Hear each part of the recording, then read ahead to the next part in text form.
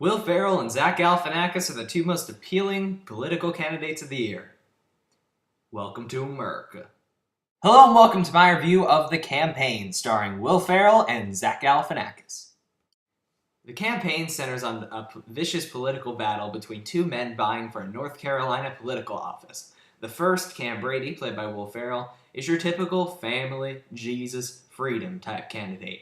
While the other, Marty Huggins, played by Zach Galifianakis, is a sweet-natured, kind of weird family-oriented man who wants to get his dad off his back and become his own man and do right by the small town in which he was raised.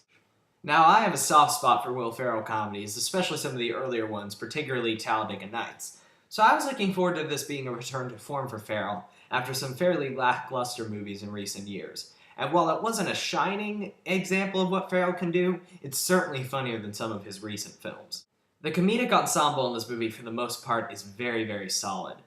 Everyone from Will Ferrell to Zach Galifianakis to Jason Sudeikis are all excellent, even if they're digging from the well of their previous characters before. Ferrell isn't particularly going into new territory with his cocky, I'm an all-American act, but it's just as funny as ever. And Galifianakis really makes this rather strange man, Marty Huggins, very likable towards the end of the movie. You see him in the trailer with his high voice and his weird mustache, and you think he's going to be really annoying. But by the end of it, you actually genuinely sympathize with the guy, and you want him to succeed. And from someone who's not the biggest fan of Zach Galifianakis' I'm a lowly dumbass shtick, that's saying a lot. Also worth mentioning is a hilarious supporting performance by Thomas Middleditch as a political campaign manager who just seems to be omnipresent everywhere, and he's just so freaking funny just because he's a guy who just won't go away until his election is won. And I thought that I've never seen the guy really before, and besides in some very small roles, but here he really broke out as a hilarious supporting performer.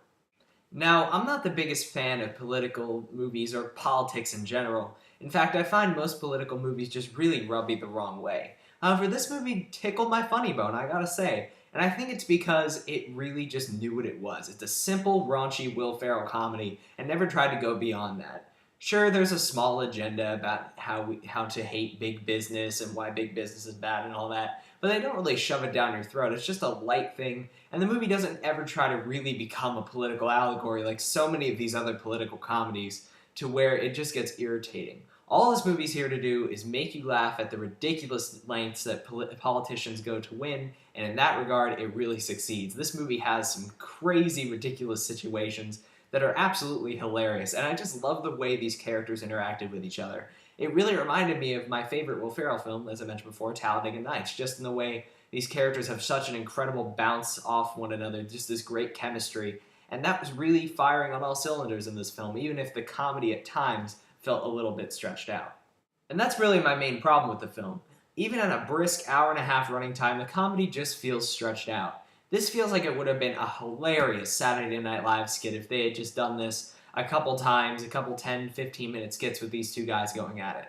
However, at the length that it is, these two characters do kind of wear on you just a little bit, and there's only so far you can go before it just kind of goes off the rails into the realms of ridiculousness. The movie's never boring, but at the same time, about 3/4 of the way through it, you do start getting antsy, start checking your watch, just because the jokes have kind of run out. But I guess that sort of extended joke type of thing is to be expected from director Jay Roach, who has previously directed the Austin Powers films, as well as a couple of the Meet the Parents movies and the lackluster and terrible Dinner for Schmucks. But he actually does a competent job directing this movie, considering this is a far stronger film than most of the stuff he's made. Even though he did make a very solid political drama called Game Change for HBO about Sarah Palin, which is what gave me hope for this movie and thought maybe this guy isn't such a bad director after all. And I feel like if this guy's in the political realm, he actually is capable of doing some good things, as evidenced here.